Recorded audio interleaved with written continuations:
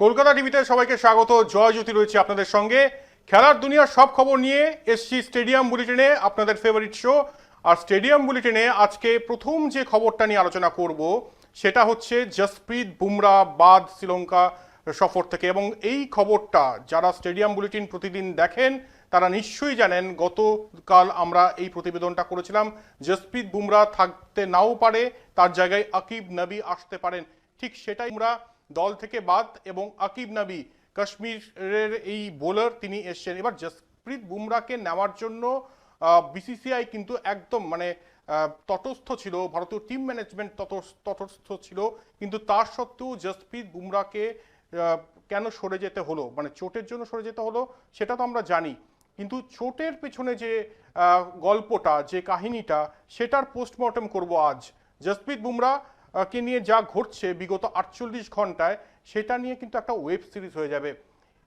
কি হয়েছে একদম পর্যায়ক্রমিকভাবে যদি আমরা বলি, জসপ্রীত বুমরাকে 3 দিন আগে ফিট ঘোষণা করা হয়।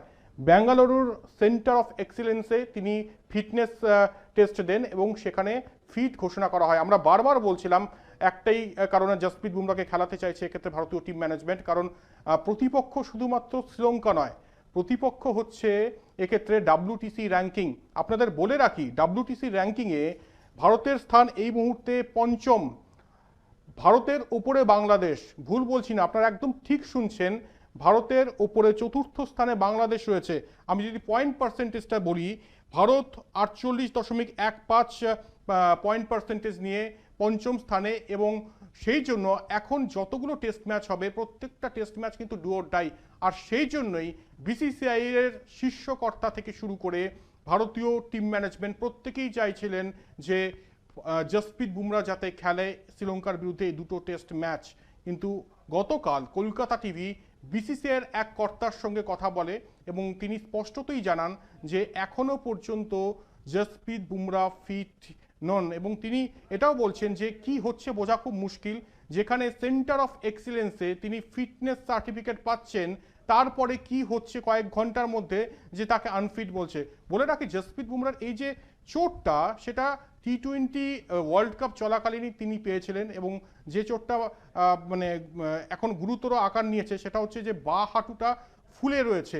এবং এই চোটের কারণে তিনি ইংল্যান্ডের বিরুদ্ধে তৃতীয় ওয়ানডে খেলেননি। আশা করা হচ্ছিল তিনি টেস্ট ম্যাচে খেলবেন, কারণ আমি আবারও বলছি, প্রতিপক্ষ শুধু শ্রীলঙ্কা নয়, প্রতিপক্ষ এক্ষেত্রে WTC র্যাঙ্কিং। কিন্তু অবশেষে কি হলো, জসপ্রীত বুমরাকে খেলাতে পারলো না। এবার প্রশ্ন উঠছে বারবার কেন এটা হচ্ছে। জসপ্রীত বুমরাকে ওয়ার্কলোড ম্যানেজমেন্ট করে খেলানো হচ্ছে, তা সত্ত্বেও তিনি চোটগ্রস্ত হচ্ছেন। এবং চোটগ্রস্ত হলে তিনি দ্রুত সেরে উঠছেন না কেন, এই দায়টা কে নেবে? কারণ তিনি মেইন স্ট্রিম বোলার, তিনি লিড করছেন, স্পিয়ার হেড রোল প্লে করছেন। সেক্ষেত্রে যদি জসপ্রীত বুমরা না খেলেন তাহলে কিন্তু ভারতীয় দল অনেকটাই ব্যাকফুটে থাকবে। আর সেই জন্য আমাদের এক্সক্লুসিভ খবর যে আরও দুজনের চাকরি যেতে পারে। গতকাল আপনারা জানেন যে শুভদীপ ঘোষ ফিল্ডিং কোচ হয়েছে, টি দিলীপকে সরিয়ে দেওয়া হয়েছে। টি দিলীপের পারফরমেন্স জঘন্য পারফরমেন্স, জিম্বাবুয়েতে যদি ভারতের পারফরমেন্স দেখেন, সেখানে ভারতীয় ফিল্ডাররা কতগুলো ক্যাচ মিস করেছে সেটা দেখলে আপনারা বুঝতে পারবেন টি দিলীপের কি মার্কশিট।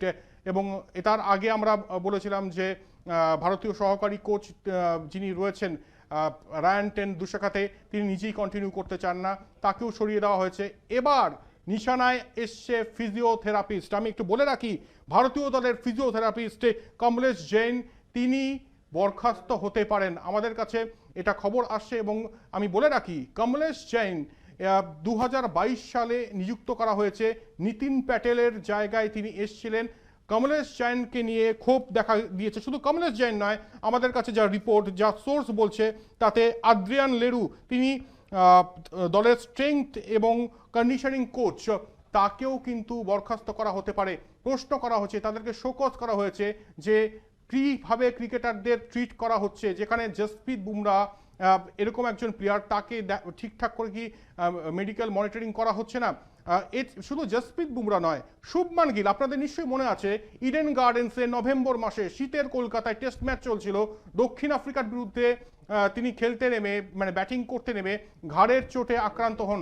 ঘাড়ের চোটের থেকেও কিন্তু তিনি বেরিয়ে আসতে পারেননি। তাই ওটাই বলার যে এখানে সবকিছুই গন্ডগোল, যেখানে শুভমান গিল এখনো পর্যন্ত পুরোপুরি সুস্থ নয়, সাই সুদর্শন খেলবেন কিনা কেউ যায় না, ওয়াশিংটন সুন্দর খেলতে পারছেন না, নীতিশ কুমার রেড্ডি আনঅ্যাভেলেবেল। তাহলে এরা দুজন করছে কি? এটা বিসিসিআইয়ের এক শীর্ষকর্তা কিন্তু প্রশ্ন তুলেছেন। তাই এটাই দেখার যে এই দুজনের চাকরি বাঁচবে তো। তাই এটাই বলার যে এখনো অনেক কিছু দেখার বাকি। এই খবরে তো ছিলাম, এবার জসপ্রীত বুমরাকে নিয়ে তো কথা বলছি, তবে এবার একটা বিরতি নেওয়ার সময় হয়েছে। ছোট্ট বিরতি, ফিরছি খুব শীঘ্রই। ফিরে এলাম স্টেডিয়াম বুলেটিনে। ভারতীয় দল নির্বাচন নিয়ে কথা বলছি, জসপ্রীত বুমরা নিয়ে অনেক কথা বললাম, আকিব নবীকে নিয়েও কিছুটা তার এক্সপিরিয়েন্স আমি শেয়ার করেছি অলরেডি। আকিব নবী যিনি কাশ্মীরের এরকম বোলার, যিনি গতবার এত ভালো পারফরমেন্স দিয়েছেন, বাংলাকে সেমিফাইনালে একা হারিয়ে দিয়েছেন। তার ট্র্যাক রেকর্ড যদি বলি তাহলে সেক্ষেত্রে মানে 60টি উইকেট গতবার নিয়েছেন, তো তাকে নেওয়া হয়েছে, এটা তো ভালো খবর। এবার সার্বিক যে দল নির্বাচন সেখানে আসবো। সার্বিক যে দল নির্বাচন সেখানে আমরা দেখব যে কারা কারা দলে সুযোগ পেলেন। শুভমান গিল ক্যাপ্টেন, তিনি রয়েছেন, তবে আবারও বলছি শুভমান গিল দলে রয়েছে ঠিকই, কিন্তু তার ঘাড়ের ব্যথাটা কিন্তু এখনো কমেনি, এবং সেই জন্যই যত রকম পোস্টমর্টেম যে তাহলে ফিজিওথেরাপিস্টের কাজটা কি, তাহলে স্ট্রেংথ অ্যান্ড কন্ডিশনিং কোচের কাজটা কি। Shubman Gill captain, KL Rahul vice captain, Yashasvi Jaiswal, Rishabh পান্তের কাছে একটা কিন্তু অগ্নি পরীক্ষা। ঋষভ পান্ত এর আগে অনেক সুযোগ পেয়েছেন এবং এবার রেড বল ক্রিকেটে তাকে আরও একবার কিন্তু প্রমাণ করতে হবে যে তিনি এই টিমের মসিহা। এরপর আসবে সাই সুদর্শনকে নিয়েছেন অবশ্যই সিলেক্টররা, তবে একই সঙ্গে যে মেলটা বিসিসিআই করেছে সেখানে একটা স্টার মার্ক দেওয়া আছে, এবং স্টার মার্কের তলায় লেখা আছে সাবজেক্ট টু ফিটনেস ক্লিয়ারেন্স।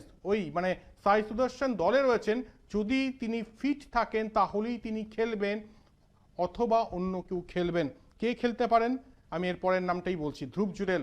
তিনি হয়তো উইকেট কিপিং করবেন না, তবে অ্যাজ এ স্পেশালিস্ট ব্যাটার তিনি খেলতে পারেন। রবীন্দ্র জাদেজা দুর্ধর্ষ ক্রিকেটার, এবং অনেকেই বলেন কপিল দেবের পর এরকম অলরাউন্ডার এসছে। কপিল দেব ফাস্ট বোলিং করতো, তিনি স্পিন বোলিং করেন, তবে রবীন্দ্র জাদেজা রেড বল ক্রিকেটে তার থাকাটা ভারতীয় দলকে কিন্তু শক্তি যোগাবে। কুলদীপ যাদব রয়েছেন, মানব সুতাররা এর আগে আমরা বলেছিলাম যে মানব সুতার ট্যালেন্টেড বোলার, এবং তিনি তার ট্যালেন্টটা শো করেছেন, তার প্রতিভা তিনি দেখিয়েছেন আফগানিস্তানের বিরুদ্ধে টেস্ট সিরিজে, তাকে দলে নেওয়া হয়েছে। মোহাম্মদ সিরাজ, জসপ্রীত বুমরা নেই, সেই জায়গায় মোহাম্মদ সিরাজকে স্পিয়ার হেড রোলটা প্লে করতে হবে, এটা প্রত্যেকেই জানে, তাই মোহাম্মদ সিরাজের ওপর কিন্তু অ্যাডেড রেসপন্সিবিলিটি রয়েছে। একই সঙ্গে প্রসিদ্ধ কৃষ্ণা রয়েছেন। প্রসিদ্ধ কৃষ্ণা যে উইকেটে খেলা হবে শ্রীলঙ্কান উইকেটে, সেখানে কতটা কি করতে পারবেন সেটা অবশ্যই সময় বলবে। গুরনুর ব্রার, আমরা এর আগে স্টেডিয়াম বুলেটিনে বলছিলাম যে গুরনুর ব্রার প্রথম ম্যাচ যখন খেললেন ধরমশালায়, সেখানে কিন্তু ধারাবাহিকভাবে 140 কিলোমিটার প্রতি ঘন্টায় বোলিং করে গিয়েছেন, এবং এই বোলার আগামীর যে তারকা হতে পারে সেটা কিন্তু বলাই যায়। আর তাই গুরনুর ব্রারকে ভারতীয় নির্বাচকেরা সুযোগ দিয়েছেন, কারণ গুরনুর ব্রারের মধ্যে আগুন রয়েছে সেটা কিন্তু বুঝতে পারছে প্রত্যেকেই। দেবদত্ত পাডিক্কাল রয়েছেন, দেবদত্ত পাডিক্কাল ভালো ব্যাটার, অবশ্যই সুযোগ পাচ্ছেন না খুব বেশি, তবে দেবদত্ত পাডিক্কালকে দলে রাখা হচ্ছে। সারাংশ জৈন, এটা নির্বাচকদের, ভারতীয় নির্বাচকদের একটা মাস্টার স্ট্রোক বলা যেতে পারে, কারণ সারাংশ জৈন এমন একজন ক্রিকেটার যিনি মধ্যপ্রদেশে হয়ে খেলেন, মানে মধ্যপ্রদেশ থেকে উঠে আসছেন এই ক্রিকেটার। 33 বছর বয়সটা যে ফ্যাক্টর নয়, সারাংশ জৈনকে দিয়ে কিন্তু তিনি সে মানে নির্বাচকরা সেটা একটা বোঝাতে চাইছে। সারাংশ জৈন রয়েছে, এবং একই সঙ্গে তারপর যে নামটা বলবো, শেষ নাম যেটা, সেটা হচ্ছে যে আকিব নবী। অলরেডি আমি আকিব নবী সম্পর্কে সব বলে দিয়েছি। আকিব নবীকে নেওয়া হয়েছে। আকিব নবী কি অভিষেক করবেন ভারতীয় দলের হয়ে শ্রীলঙ্কার মাটিতে, চূড়ান্ত একাদশে কি জায়গা পাবেন, তাহলে কিন্তু কাশ্মীর ক্রিকেটের জন্য একটা দুর্ধর্ষ ব্যাপার হবে। এর আগে আমরা কথা বলেছিলাম পারভেজ রাসুলের সঙ্গে, ইরফান পাঠানের সঙ্গে, সবাই কিন্তু উচ্ছ্বসিত।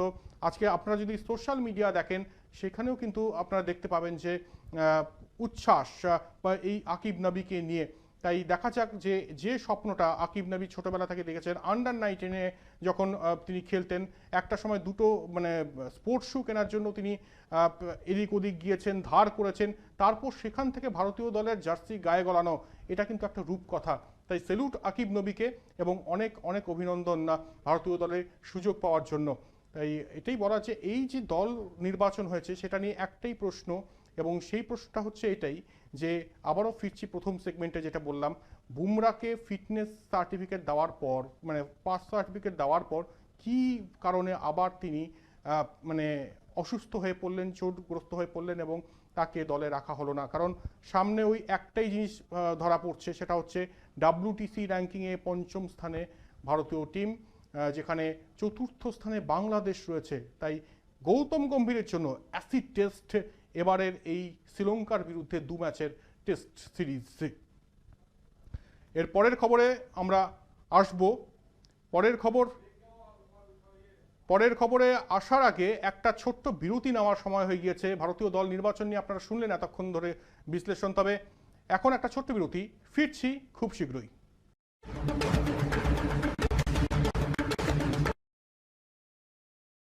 স্টেডিয়াম বুলেটিনে আপনারা দেখছেন স্টেডিয়াম বুলেটিন। ভারতীয় দল নির্বাচন নিয়ে অনেক কথা বললাম, অনেক ইনফো দিলাম, কাদের চাকরি যেতে পারে সেই কথাটাও বললাম। এগুলোর জন্যই আপনারা কিন্তু স্টেডিয়াম বুলেটিন দেখেন, কারণ এক্সট্রা কিছু যদি না পান তাহলে কেনই বা দেখবেন। আর আপনাদের ভালোবাসা পেয়ে এসেছি। এখন একটা কথা বলি যে এটাও কিছু এক্সট্রা জানবেন এই খবরেও, সেটা হচ্ছে হার্দিক পান্ডিয়া। বরাবর তিনি ট্রেন্ডিং থাকেন, যাই করুন না কেন, হেয়ারস্টাইল চেঞ্জ করুন বা কোথাও ঘুরতে যান, সব সময় কিন্তু এই হার্দিক পান্ডিয়া ট্রেন্ডিং থাকেন। গতকাল তিরুমালায় ভোর 4টের সময় পুজো দিয়েছেন বান্ধবী মহিকাকে নিয়ে। এবার হার্দিক পান্ডিয়ার বিষয়টায় যেটা আমরা জানতে পারছি, আইপিএল যখন শেষ হয়নি, মানে গতবারের আইপিএলটা আপনারা মনে করে দেখুন, হার্দিক পান্ডিয়ার পারফরমেন্স খারাপ, মুম্বাই ইন্ডিয়ান্স কিচ্ছু করতে পারছে না, হার্দিক পান্ডিয়া এবং রোহিত শর্মা দুটো আলাদা লবি হয়ে গিয়েছে, এটা প্রত্যেকেরই জানা। এবং আমার পরিষ্কার মনে রয়েছে ইডেন গার্ডেন্সে যখন মুম্বাই ইন্ডিয়ান্স আসে খেলতে, সেখানেরই এক ক্রিকেটার প্রেস কনফারেন্স করতে আসে, তিনি প্রথমেই বলেন যে উই আর হ্যাপি ফ্যামিলি। যদি কিছু নাই থাকে, মানে দলের মধ্যে যে কোন্দলটা চলছে, যেটা মিডিয়ার কাছে চলে আসছে প্রকাশ্যে, সেটা ঢাকা দেওয়ার জন্য, ড্যামেজ কন্ট্রোল করার জন্য তিনি বলছেন আমরা খুব সুখী পরিবার। যে পরিবার সুখী হয় তাদেরকে বলার প্রয়োজন পড়ে না যে আমরা ভীষণ সুখী পরিবার। এবং তারপরের প্রশ্নটা আমার মনে পড়ে, হার্দিক পান্ডিয়া কি খেলবেন আগামীকালের ম্যাচে? তখন তিনি একদম মানে কিংকর্তব্য বিমূঢ় হয়ে পড়েন এবং তিনি বলেন যে আমি ঠিক বলতে পারছি না হার্দিক পান্ডিয়া খেলবেন কি খেলবেন না। পরের ম্যাচ সম্ভবত হার্দিক পান্ডিয়া খেলেননি। আর ওটাই বলার যে এই যে দূরত্বটা, সেটা কিন্তু স্পষ্ট ছিল গত আইপিএলে। এবং হার্দিক পান্ডিয়া নিজে মুম্বাই ইন্ডিয়ান্সকে আনফলো করে দিয়েছিলেন আইপিএল চলাকালীন। ভাবতে পারছেন, মানে যে টিমের ক্যাপ্টেন সেই টিমকেই আনফলো করে দিচ্ছেন। এইসব সব হয় ভারতীয় ক্রিকেটে, অনেক এরকম গল্প রয়েছে। হার্দিক পান্ডিয়াটা হচ্ছে তখন একদম নতুন সংযোজন ছিল। এবার যেটা আমরা জানতে পারছি, আপনারা দেখছেন অনেক মিডিয়া রিপোর্টস দেখবেন যে হার্দিক পান্ডিয়াকে নেওয়ার জন্য চেন্নাই সুপার কিংস ঝাঁপাচ্ছে, হার্দিক পান্ডিয়াকে নেওয়ার জন্য কলকাতা নাইট রাইডার্স ঝাঁপাচ্ছে, কলকাতা নাইট রাইডার্স ক্যাপ্টেন খুঁজছে, এটা একদম সঠিক। কলকাতা নাইট রাইডার্সের থেকে আজিঙ্কা রাহানে যখন বেরিয়ে যাচ্ছেন, তখন তাদের তো ক্যাপ্টেন্সিটা, মানে ওই যে পজিশনটা, সেটা তো ভ্যাকিউম হচ্ছে, সেটা তো ফিল আপ করতে হবে। তবে হার্দিক পান্ডিয়াকে যে নেওয়ার জন্য ঝাঁপাচ্ছে অন্যান্য ফ্র্যাঞ্চাইজি, মুম্বাই ইন্ডিয়ান্স কি ছাড়বে হার্দিক পান্ডিয়াকে?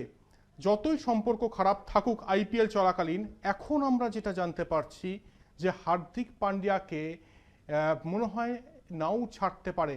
মুম্বাই ইন্ডিয়ান্স কর্মকর্তাদের সঙ্গে হার্দিক পান্ডিয়ার সম্পর্ক কিন্তু এখন অনেকটাই সুমধুর। মানে যে মানে কাঠিন্যটা ছিল সেটা গলতে শুরু করেছে, বরফ গলতে শুরু করেছে। হার্দিক পান্ডিয়াকে রেখে দেওয়ার ভাবনাও কিন্তু তারা করছে। এবং সেই জন্য ইন্টারেস্টিংলি মুম্বাই ইন্ডিয়ান্সের তরফ থেকে আমাদেরকে জানানো হয়, ট্রেড টক নিয়ে কোনো কথাই হয়নি কোনো ফ্র্যাঞ্চাইজির সঙ্গে। হার্দিক পান্ডিয়াকে নিয়ে এত বড় একটা স্টেটমেন্ট, যে যেখানে চেন্নাই সুপার কিংস নিয়ে একটা রিপোর্ট আসছে যে তারা শিবম দুবেকে ছেড়ে দিতে পারে হার্দিক পান্ডিয়ার জন্য, তার দর মানে হার্দিক পান্ডিয়ার দর 20 কোটি ছাড়িয়ে যেতে পারে। এবারে মুম্বাই ইন্ডিয়ান্স ডিফারেন্ট স্টান্স নিচ্ছে, সেখানে বলা হচ্ছে যে হার্দিক পান্ডিয়া প্রসঙ্গে কোনো ট্রেড টক করা হয়নি অন্য কোনো ফ্র্যাঞ্চাইজির সঙ্গে। তাহলে কি দাঁড়ালো? তাহলে দাঁড়ালো এটাই যে 1+1=2। আপনারা প্রত্যেকেই জানেন আমি অঙ্কে খুব একটা ভালো ছিলাম না, তবে এই যে সমীকরণটা চলছে এটা কিন্তু পরিষ্কার আমরা বুঝতে পারছি যে হার্দিক পান্ডিয়ার সঙ্গে সম্পর্ক এই মুহূর্তে মধুর হয়েছে। রোহিত শর্মা হয়তো আর 1 বছর কি 2 বছর আইপিএল খেলবে, সূর্যকুমার যাদবও 1 বছর কি 2 বছর আইপিএল খেলবে, তারপরে মুম্বাই ইন্ডিয়ান্সকে লিড কে করবে এটা কিন্তু চিন্তায় ঘুরপাক খাচ্ছে নীতা আম্বানির মাথায়। আর সেই জন্য কি পরামর্শে মানে সেই জন্য কি সমঝোতায় আসছে? মনে হচ্ছে সমঝোতায় আসছে, এবং সেই জন্যই মুম্বাই ইন্ডিয়ান্সের তরফ থেকে আমরা যা জানতে পারছি যে হার্দিক পান্ডিয়া মানে হাসিও পাচ্ছে, তিনি পুজো দিয়েছেন কালকে তিরুমালা মন্দিরে, মানে এটার পরেই পুজো দিলেন কিনা আমি জানি না, এবং চুল কেটে ফেলেছেন। যাই করুন না কেন হার্দিক পান্ডিয়া ট্রেন্ডিং, হার্দিক পান্ডিয়াকে কিন্তু রাখার চিন্তা ভাবনাও করছে মুম্বাই ইন্ডিয়ান্স। তাই এখনই অন্য ফ্র্যাঞ্চাইজি কর্তারা এত উতলা হবেন না, কারণ হার্দিক পান্ডিয়া ম্যাচ উইনার, আপনারা প্রত্যেকে সেটা জানেন আর আমরাও জানি। তাই হার্দিক পান্ডিয়া আর মুম্বাই ইন্ডিয়ান্স এটা নিয়েও একটা ওয়েব সিরিজ। হার্দিক পান্ডিয়া নিয়ে তো খবর বললাম, এবার পরবর্তী খবরে আসার জন্য মানে আসবো অবশ্যই পরবর্তী খবরে। পরবর্তী খবর যেটা আমরা বলবো, পরবর্তী খবর হচ্ছে কমনওয়েলথ গেমস। পরবর্তী খবরে কমনওয়েলথ গেমস নিয়ে এটাই বলবো যে কমনওয়েলথ গেমস তো শেষ হয়ে গিয়েছে। ভারতীয় দলের পারফরমেন্স যদি গতবারের কমনওয়েলথ গেমস আপনারা দেখেন, সেখান থেকে কিন্তু অনেকটাই মানে ডাউন বলবো। হ্যাঁ, অনেক ইন্সপিরেশনাল স্টোরি আমরা পেয়েছি, সেটা নিয়ে আবারও কথা বলবো। তবে আমি একবার বলে রাখি আরও একবার যে গ্লাসগোতে কমনওয়েলথ গেমসে ভারতের পদক তালিকার দিক থেকে ভারত চতুর্থ স্থানে, 13টি সোনা, যেখানে গতবার 22টি সোনা ছিল, 17টি রূপো, 9টি ব্রোঞ্জ, টোটাল পদকের সংখ্যা 39। গতবার আমি ভুল না হলে 61 ছিল টোটাল পদকের সংখ্যা। তবে ওটাই বলা যে যারা যারা জিতেছেন পদক তারা কিন্তু এক একজন ইন্সপিরেশন, এবং এর আগেও আমরা বলেছি বেশ কিছু নাম। অস্মিতা দের নামটা বারবার স্বর্ণাক্ষরে লেখা থাকবে, কারণ যে বিভাগে তিনি সোনা জিতেছেন ভারত এর আগে সেই বিভাগে সোনা জেতেনি। তাই অস্মিতা দের নামটা বারবার আসবে এবং জলজল করবে। কেন জলজল করবে? কারণ তার বাবা স্বপ্ন দেখতেন তার মেয়ে বিশ্ব মঞ্চে সোনা জিতবে, এবং সেই স্বপ্নটা সত্যি হয়েছে। বাবা 6 মাস আগে মারা গিয়েছেন। বাবা সাইকেল মেকানিক ছিলেন, 300 টাকা দৈনিক রোজগার। সেখান থেকে স্বপ্ন দেখতেন যে এরকম একটা বিশ্ব মঞ্চে গিয়ে তার মেয়ে সোনা জিতবেন। তাই 6 মাস আগে যখন বাবা মারা যান তখন তার মার ক্ষেত্রেও কিন্তু লড়াইটা ভীষণ কঠিন হয়ে পড়ে তার মেয়েকে নিয়ে, এবং অবশেষে 6 মাস পর এই অস্মিতা দে তিনি সোনা জিতলেন। তার চোখ ভিজে আসছিল এবং তিনি বাবাকে উৎসর্গ করেছেন। এই বাবা 1 লক্ষ টাকা লোন নিয়েছিলেন তার মেয়েকে যাতে ভালো করে অনুশীলন করানো যায় সেই জন্য, এবং অবশেষে স্বপ্ন সত্যি। স্বপ্ন যদি আপনারা দেখেন না তাহলে সেই স্বপ্ন কোনো না কোনো দিন গিয়ে সত্যি হয়। ওই যে শাহরুখ খানের এক ডায়লগ মনে পড়ছে, अगर किसी चीज अब दिल से चाहो तो पूरी कायनात जुड़ जाता है उसे मिलाने के लिए। অস্মিতা দের কাহিনীটা বোধহয় অনেকটা এরকমই। আরেকজনের কথা বলবো, সোনাম রানা। গতকালই আমরা বলছিলাম যে এই সোনাম রানা শর্টপুট বিভাগে সোনা জিতেছেন। তিনিও কিন্তু এই মানে যে প্যারা শর্টপুট ইভেন্ট সেটাতেও কিন্তু প্রথম সোনা জিতলেন, এবং তার কাহিনীটাও ভারী চমৎকার। তিনি যে সোনা জিতলেন তার আগে আমি একটু কাহিনীটা বলি যে ল্যান্ড মাইনে তার একটা পা চলে যায়, তারপরেও তিনি আশা ছাড়েননি এবং তারপরেও কিন্তু তিনি সোনা জিতেছেন। এই জন্যই বলার যে স্বপ্ন দেখুন, কারণ যতই প্রতিবন্ধকতা আসুক, প্রত্যেকের জীবনে প্রতিবন্ধকতা আসে, অবশেষে স্বপ্ন দেখলে এবং সঠিক অনুশীলন করলে আপনার স্বপ্ন সত্যি হবে। এখানেই শেষ করতে হচ্ছে আজকের স্টেডিয়াম বুলেটিন। আপনারা দেখছেন, আপনারা ফিডব্যাক দিচ্ছেন প্রতিদিন, আমরা দেখছি এবং ভালো লাগছে, কারণ প্রত্যেক দিনের এপিসোডে আমাদের চেষ্টা থাকে যেটা বাকি মিডিয়া বলবে তার থেকে মানে কিছু এক্সট্রা দেওয়ার, এবং সেটা আমরা আশা করি দিতে পারছি এবং আরও দেওয়ার চেষ্টা করব। আরও কিছু এক্সক্লুসিভ স্টোরিজ, ইন্টারভিউজ দেওয়ার চেষ্টা করব আগামীতে। তবে আজকে এখানে শেষ করতে হচ্ছে। আমি জয়জ্যোতি এখানেই সাইন অফ করছি স্টেডিয়াম বুলেটিন থেকে। তবে আপনারা অবশ্যই দেখতে থাকুন কলকাতা টিভি, রাত দিন 7 দিন।